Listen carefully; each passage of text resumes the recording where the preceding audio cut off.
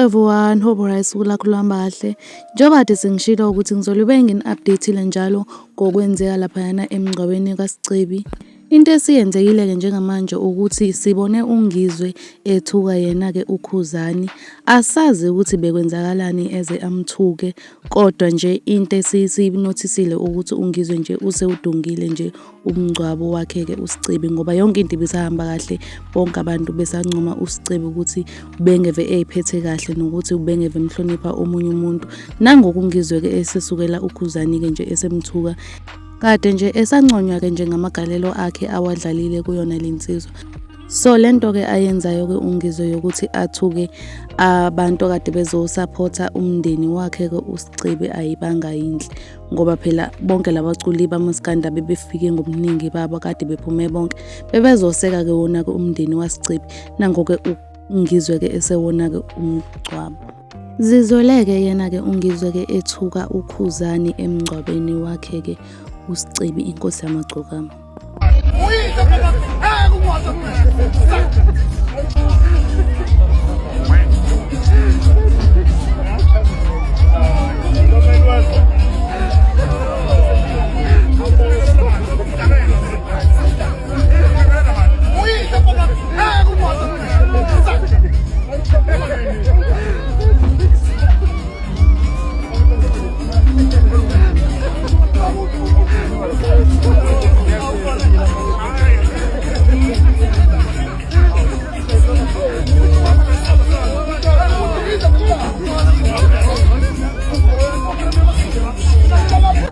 Okay-ke guys-ke siyibonile-ke i-video-ke, simbonile uKhuzani ukuthi naye kuyena ochukulize yena-ke uNgizwe-ke wangamxhawula-ke wameqa. Asazi-ke noma-ke iyona yini-ke leyo nto ecike uNgizwe ukuthi aze amthuke, noma vele nje khona nje vele into kade beyibanga bona bodwa eceleni, bona bayaziyo thina singayazi.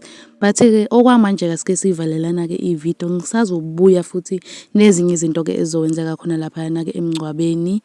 And ungakhohlwa ukulike, uphinde usubscribe, and I will see you in the next video. Bye.